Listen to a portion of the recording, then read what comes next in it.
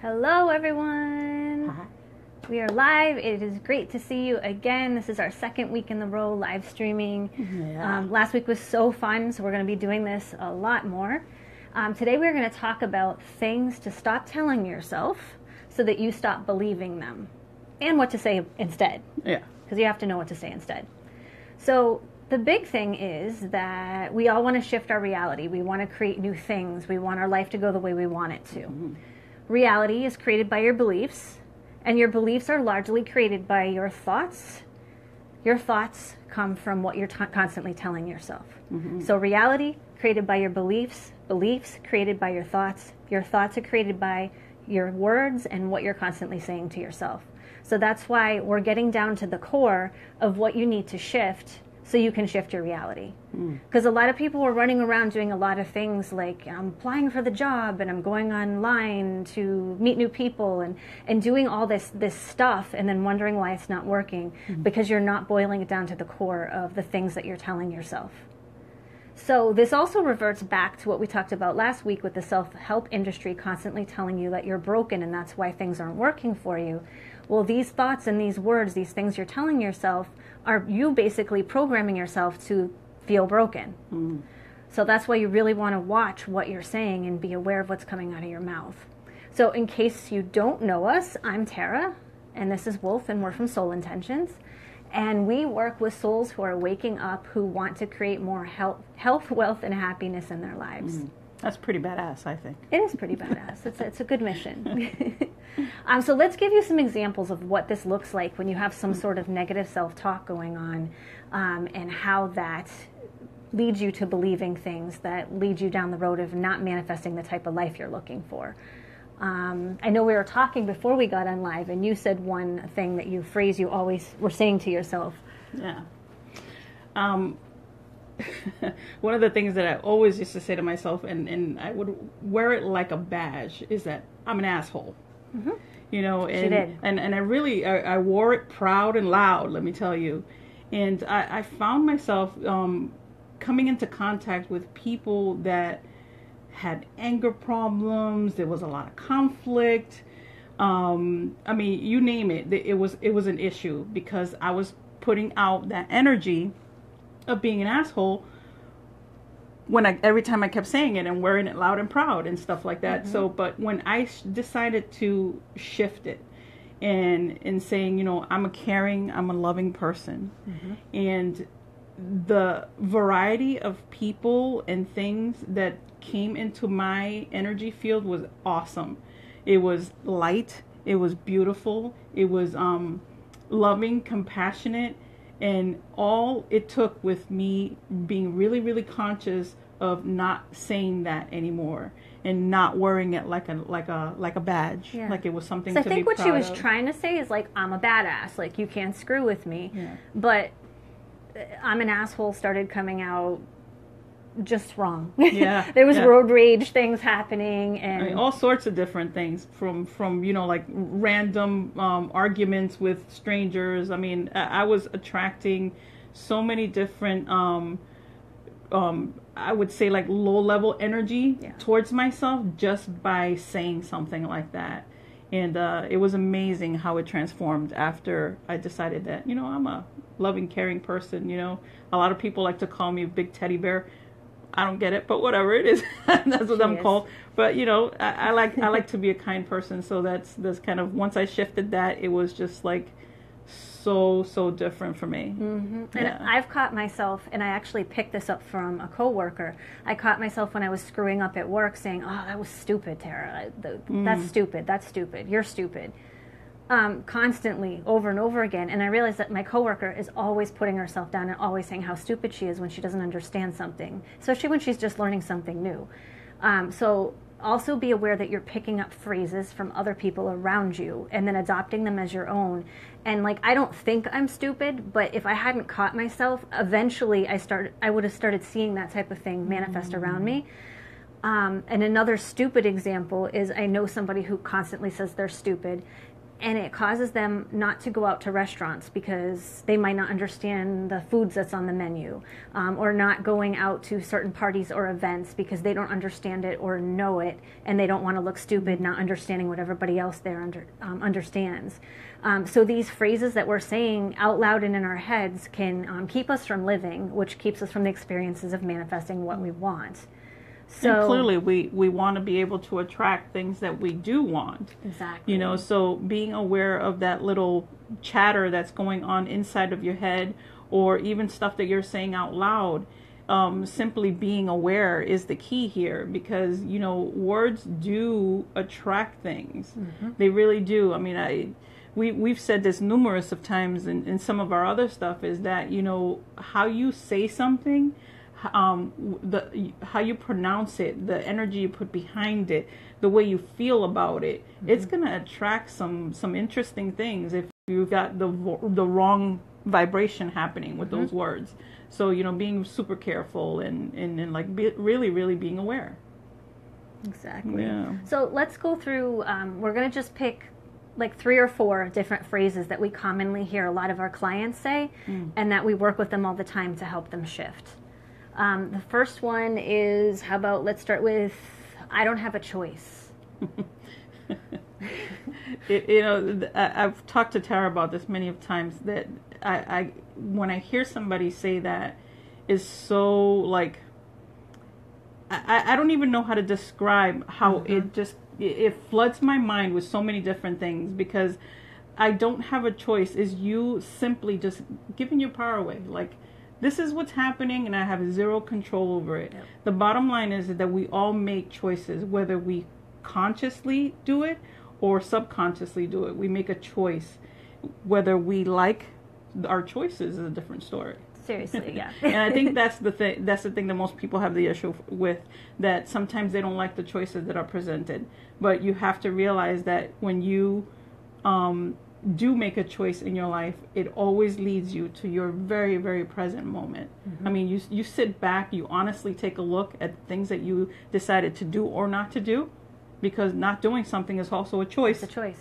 So, you know, gets you there. And it's just like, it's interesting to me. And then when I start to talk to some of our clients about it, it's just like, they're like, oh, I never really thought about it that way. But we always have a choice. Always. And we also see that I don't have a choice coming out as a fear kind of mechanism. Yeah. They say they don't have a choice, so that they don't have to do anything or deal with something or confront it. Where the choice might just be something that they're really nervous about and are afraid to step into. Yeah. So I guess the biggest tip in shifting this, because I don't have a choice can just be like, I have plenty of choices. I may not like them, but I always have options available to me. That would be a better thing to say to yourself or to say out loud. But in coming up with these new phrases, we want you to know that this is no for yourself. So you need to know what the next logical step is for you. So if you're shifting from, I think the next one we'll go into is it's scary or it's terrifying. We have tons of clients that say everything is scary all the time. And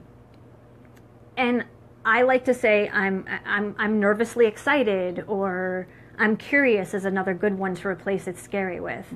But maybe I'm excited is too far, like from, you know, black to white for somebody. So you need to baby step yourself over to your new learned behavior. Mm-hmm. So if just I'm scared comes to I'm nervous. Yeah, that's a good I'm one. nervous. I mean, from I'm terrified to I'm scared to I'm nervous, and you can step your way to I'm just excited because things are uncertain. I don't really know what's going to happen right now. Mm-hmm. So that makes me a little bit, you know, on edge, but it's kind of exciting because it could be something really cool. Mm-hmm. And it's one of the things that, for me personally, that's, you know, I struggle to understand the fear or the terrifying moments with people, and you know, and I have to really be aware of that, because I'm that kid that runs with the scissors in their hands. I mean, like you show me any level of fear, I'm like, you know, I'm beelining it to that place. So I don't know where that line is for me personally. So when I come across people that have that, it's an awesome lesson, I think, for me, to be able to play witness to some of that and to really get into the nitty gritty of what causes the fear and, you know, all of that, because it's always very, very fascinating. Yeah. But for me, I'm that kid. I'm running with those scissors, man. And not to say that any of these phrases are something that can't be true. Like if somebody's holding a gun to your head and threatening to kill you, that is terrifying. Totally get it. A horror movie can be scary. So you could say it's scary. That's perfectly okay and all right. We're not saying never ever to say these phrases. But, you know, somebody got in an accident and broke their leg and they're on their way to the hospital. To say that that's terrifying, I don't know if that quite qualifies as terrifying, but it could if you have some sort of trauma behind you, like say somebody broke their leg and got an infection and passed away. Like, so you have some old trauma that hasn't been totally healed and dealt with, that's kind of triggering that it's terrifying thing. But that's keeping you out of the present moment, and you're re-looping through old traumas over and over and over again, which obviously we want to break that pattern. A big way to heal these things is to reprogram ourselves. So you tell yourself the different thing over and over again until your belief starts to shift. And you'll feel it when your beliefs start to shift, because things around you will just start happening really easily. Yeah. I mean, it like my first example, when I completely shifted my mind frame with, you know, I'm a loving and caring person, I saw little evidence of it, you know, by the kind of people that were actually stepping up to me now versus the people that were stepping up to me before. You know, they were very kind, they were very polite, you know, and it was just a really cool exchange. So you get to see the little things that happen once you decide to shift it in your mind. And when we say shift it in your mind, you know, you're like, how? Literally, you just keep saying it to yourself over and over again. You know, look at yourself in the mirror, say it over and over and over again. In a way you can believe it. Yes, because absolutely. Like I said, if you try to go from black to white, your mind's going to call bullshit on you every single time. That's why mantras don't work for a lot of people. Because that's another self-help thing. Just repeat, I have $1 million over and over again, and you'll have it. Like it doesn't work that way because your brain doesn't believe it. So you have to find a way to baby step yourself into that belief and that feeling also. Yeah. Feeling like it is already so. We hear a lot of people say, I'm becoming, or I'm working on. And to us, that's coming from a broken place. Yeah. Instead of, I already am, because I'm whole. Yeah. Like maybe you don't. Like, let me tap into this part of me. You know, I know it's in there. I just haven't used it for a bit.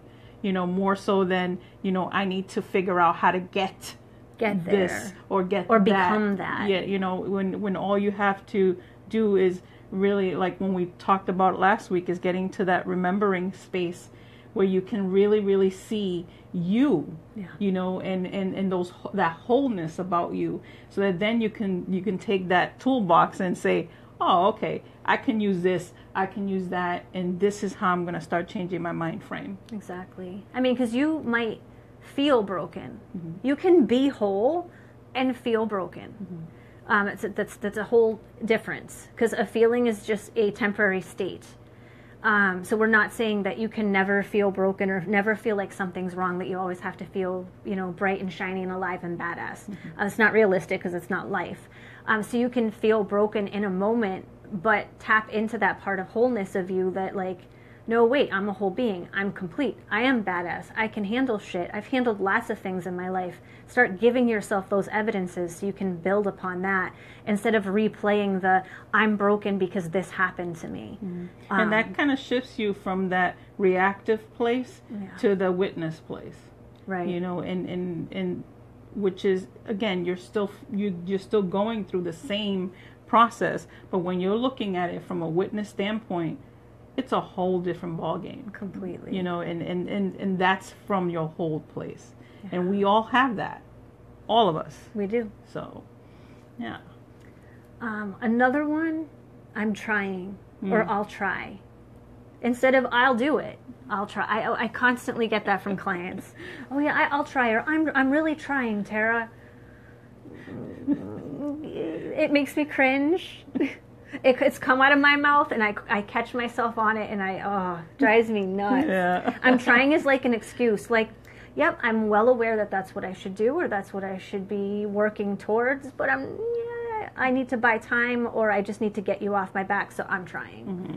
That's like my biggest, one of my biggest pet peeves. I tell my clients that try is a word that they are not allowed to use. No. Because it really comes down to you're creating a level of excuse. I'm just not going to do it. Unless you're going to try something new or try a new food, cool word to use. Yeah. If you're using it in something that you're trying to get to a goal, or you're trying to shift something in your life, don't try. You either do it or you don't do it. I like the Yoda phrase, don't try, do. Yes, don't try, do. So I am a firm believer of that. And when I hear somebody say, I'm going to try, I'm hearing them say, no, I'm not going to do anything about it. Exactly. So how much change will really happen if you really think about it? The people who say, I'm going to try a lot, we commonly just see spinning their wheels or cycling around in the same area over and over again for years, unfortunately. Yeah. Which we've all done before. Yeah. Not fun. Want to get out of that. So I think another one of my favorites, my top 4 favorites, I'll give both sides of this, is I'm not enough or I'm too much. We hear I'm not enough a lot, self-esteem type of things that come up for us. We hear I'm not enough when breakups happen, or when you don't get a good review at work, or you lose a job. A lot of things put us into that I'm not enough place. And I'm too much. I get I'm too much a lot. That one was new for me. Like hearing people say that to you was interesting, because I never understood that. Yeah, but you can go ahead and explain how that works for you. I didn't understand it either, so I asked a lot of questions, and I got, you're too confident. Too confident. Okay. And I'm like, okay, am I cocky? Am I egoic? No, you're just too confident. And I'm like, yeah, too confident to me crosses that line to cocky. So, you're too calm. You're too everything. Just too much. And what I say to that, what I say to myself all the time, what you can say to that, say to yourself is, I'm sorry, my level of awesome is not your cup of tea, and that's perfectly okay.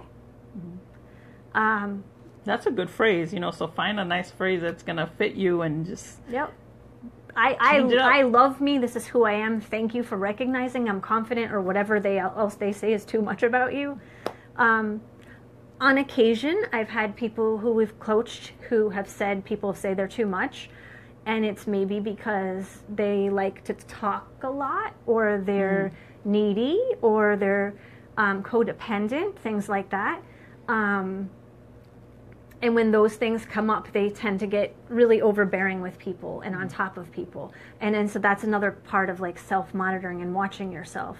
And that's why I asked a lot of questions when people reflected to me that I was too much, because I wanted to check myself and see, is there some behavior I need to adjust, or something I need to look at within me? Or, okay, my confidence is just making you uncomfortable because you're not feeling very certain about yourself. That's a different thing. That's basically an issue that you need to deal with. Nothing I need to check myself with, except to be aware, I'm making you uncomfortable. Okay, I'm making you uncomfortable. So there's that fine line of asking a lot of questions. Yeah. I mean, when you were talking about the you're too much, one of the things that was kind of mulling in my head, it was like, what is it about that person that triggers that for them? You know what I'm saying? So a lot of the times when you're trying to figure out a different way of voicing things, stepping back, like you said, and just, is it me? That kind of thing. And that's okay. That's okay to do, because once you figure out that, hey, this isn't me, then you don't get to own it. Because a lot of the times when these words come into play, or these situations come into play, we tend to own them. Right. And Lord knows we have enough to deal with in our life. We don't need to own other people's stuff. So when somebody says to you, you're too much, you don't want to own something like that, especially if it isn't, because it's their gig. Exactly. So being in a place to be able to say, hey, well, okay, I'm too much. Yep. I'm sorry you're uncomfortable right now. I'm going to go over there. Yeah. Exactly. Or in one situation when I had a couple women say that to me, I was actually in a women's circle. I'm not going to take myself out of it. That's not fair. You shouldn't take yourself out of it. That's not fair. So we're just going to have to agree I'm too much for you, and I have to keep being me. So, I mean, just understand that you're reflecting stuff out to people. People are reflecting stuff back to you. So when somebody says something to you like, I'm too much, don't take it personally, because they might just be reflecting their insecurity. Don't take it to heart. Take it as informational and stay in that curious spot with it. And that's the important part, staying in the curious part of things, because, again, that keeps you away from taking things personal. Right. When you stay curious, you can't take it personal. You really, really can't, because you're too curious about what is it about this person that makes them feel this way or think this way. And I mean, don't use it to justify either, because I said, if you are too much with something, if you're heavy on talking instead of listening, or, whatever it is that you're too much in that area, check yourself. Just check yourself and make sure. And I want to get back to the I'm not enough piece, because it's just so, I think that's one of the biggest, especially for, I don't want to say especially for women. I've talked to a lot of women that have said that, but now I'm starting to think back of male clients and male friends, and they say the same thing. So I guess it's universal. So I'm not enough. I'm not enough means either I don't love myself, I don't have confidence in some aspect of my life. I see this happen a lot of times when somebody's experienced a trauma, like I mentioned before, losing a relationship, losing a job. I questioned myself if I was enough the last time when I went through a big breakup. Why wasn't I good enough for this person? And what I found out is if the energies aren't matching up, the energies just aren't matching up. And it's actually a favor to me, even though it feels like a freaking knife through my heart and in my back. It's a favor to me that these energies aren't working out, because there's something better that lines up with me. Yeah. And I held on to this gentleman that I called him a gentleman. That's growth for me. It is growth. Yay me. I'm not calling him a D-bag or an asshole anymore. There we go. See, you be self-aware, and you learn great things about yourself.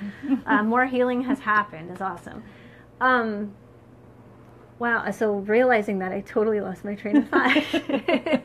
Well, I'll pick it up on the not being enough. Like Tara has said, we come in contact with a lot of people that feel that way. And I've tried to think back at a time in my life where I might have felt in that position, and and we can go back, to childhood, whatever the situation. Those of you that know about my history know what a crazy traumatic childhood I've had. So it's like going back to that and getting into the feeling of not enough, to be able to understand and to help all of you guys what that might feel for you. Not enough puts such a stop sign, I think, into so much of your life. It prevents you from feeling happy, from confident, from so many things, when none of that is you. No. And I think that's the biggest message I want to put out there with this, is that you not being enough to quote unquote someone else has nothing to do with you. No. Absolutely nothing. No. Something's just not matching up. And I know that sounds really simplistic for some really big, huge feelings and emotions that come over us. And it's not easy, but it is that simple. Yeah. Sometimes the simple things are hard. It's weird. Sucks. It's weird. The simplest things are hard. It really does. It's one of those conundrums. So, with I'm not enough things to replace that with, if you can, I'm worthy. I'm awesome. I am enough. And I'm badass. I'm badass. Like anything that you can, that is believable to you, that it's positive to you, say that instead. Catch yourself with saying that I'm not worthy bullshit, because it's all it is bullshit. Everybody is worthy of being loved, of loving, of having awesome experiences in their life, having awesome things if that's important to you. We all deserve that, and it just might not look like you might have thought it was. And I've also found that what we usually think is very limited, because we have very limited vision of what the possibilities are around us. And when something's not working out for you, it's usually because there's something much bigger and better, and it doesn't fucking feel like it. I totally get that on most days. But it is because something aligns with you, and you've compromised yourself in some way, where in that job or that relationship or with that family member, where you were trying to keep aligned with where their energy was at to hold on to it, and you were compromising yourself over and over and over again. And I'm not saying that you have to be on the same page with your job and your love and all that all the time. It gets off track, but usually we ebb and flow back together pretty easily if we're all going in the same direction. And when we're not, I mean, it's just like a river. When a river there's a rock and it banks off, and sometimes it comes back together, and sometimes it goes totally opposite directions to separate oceans. It's natural. And we've gotten so hard set on what life is supposed to look like and how it should be for us that it crushes us when it doesn't look like that. And like you were saying, you know, all of that is other words to saying going back to your wholeness, you know, because when you're working from that place, you find that you're able to believe the words that you're thinking, how you're feeling, because you're trusting that. And I think one of the biggest things for change, be it in our thoughts, in our emotions, whatever, is believing enough, because believing sustains it.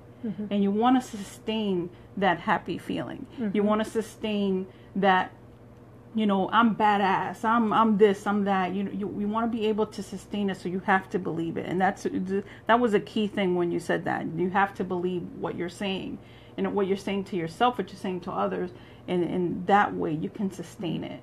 So if you're having a hard time with anything right now, I don't care what topic it is, if you're having some hard time, it's because your belief is not aligned with the truth inside of you. So,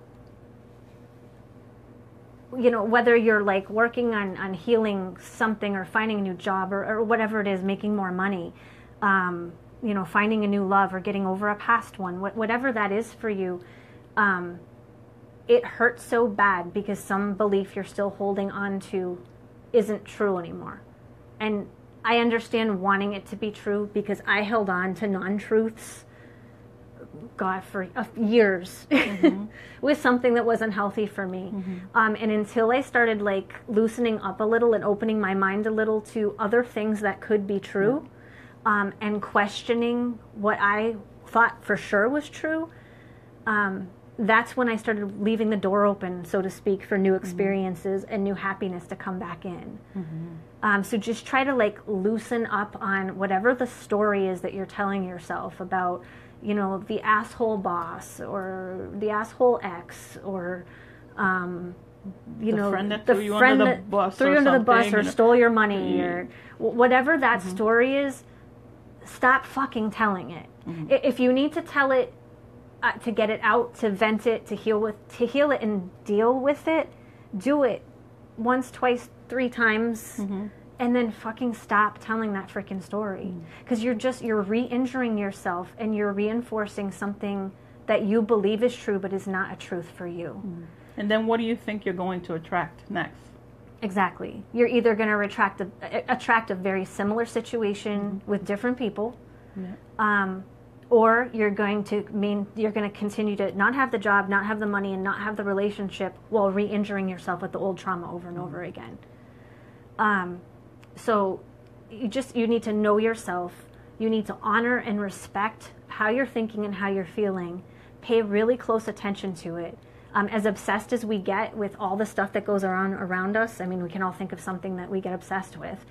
Turn that obsession onto yourself and on really listening to yourself and paying attention to your behavior and listening. Catch yourself if you're hearing yourself tell that same fucking story over and over and over again. Stop and reword it, reframe it, or talk about something else completely different if you can't. If I feel myself where I'm in a place where I have to talk about whatever that thing is, that grain of sand that gets under my skin, I watch myself and I make certain that I'm maybe choosing different words or avoiding saying certain things that like are damaging, like about the other person or about myself or something that I felt was done wrong to me. Start shifting those. And I'm not doing that to minimize what happened to you or how you feel or the hurt or anything like that. I mean, you don't ever want to minimize yourself, but you don't want to maximize old hurt feelings that are in the past now and that are preventing you from really, truly enjoying your life and creating the reality that you want. Now, you got to remember that you have to be deliberate with your words, with your actions, you know, how you're feeling. With the feeling part, I think being incredibly honest on how you truly feel is key. Yeah. You know, because there's a difference between what you're thinking. You know, like if we're going back into like the relationship that you were talking about, you know, we create so many different stories in our mind that aren't happening in your life. You know, and if you can, you know, separate them and kind of put yourself where this is what's actually happening and this is what I'm thinking, then you've just put yourself in that pause place because now you're looking at the two situations at hand. So which one do you want to deal with first? You know, so when you're talking about you know, the relationships and where you saw yourself in that, I mean, just sitting back and being aware and, you know, watching your words. I mean, I saw you go through the process, so that was, you know, playing witness to that was incredible, and the grace was phenomenal. I don't think I've ever met anyone so graceful in my life.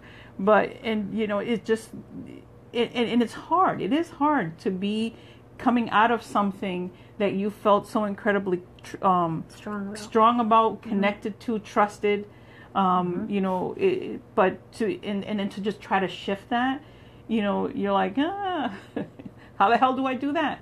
And it really, really, truly is as simple as changing one word, one thought, one action at a time. And use that reflection piece. So use people like this in your life who just said, how you're handling this is really, really, really graceful. Because I felt messy and pissed off and spiteful and angry and done wrong and all the emotions and the pining and the missing and the trying to bargain of how I could maybe get it back or what I could have, should have, would have done differently. Like all that crap felt just messy and to me. It felt too much and it felt not enough and all of the in-betweens. But when somebody like this comes over and says, how you're doing this is freaking graceful as hell and I'm so impressed. All right, new self-talk. I'm really doing this gracefully. It feels messy, but that's just my feeling. But this is really graceful. I'm graceful. And I owned that. So use the people around you that are really positive and know you and know your story to help you shift and to help you get this new language down. We created a PDF with the 4 things that we just talked about, plus other common phrases that we hear from our clients all the time. Because there's a lot. There are a lot. There's a lot of chatter that people go on in their heads and out loud. So in this PDF, it'll list, I think there's like, 6 to 8 of them. It lists what the common phrases are, and then it lists some possible words that you can use to insert. But again, you need to know yourself and figure out what words work for you, and if not, ask for support of people around you of possible things to say instead. So if you come up with a phrase that's not in the PDF or we didn't mention here that you hear yourself saying all the time, throw it into the Know For Yourself group and ask people, like, if you heard somebody saying this all the time, you know, what other things would you say? And look for suggestions. Use the group for your support. Yeah, utilize us. If you get really stuck, we have soul sessions. Those are our coaching sessions. Grab one of those and we can go through some of these things with you and help you discover what wording works best for you so that you can move and create. Because once you get this down, the resistance is gone and creation is just effortless.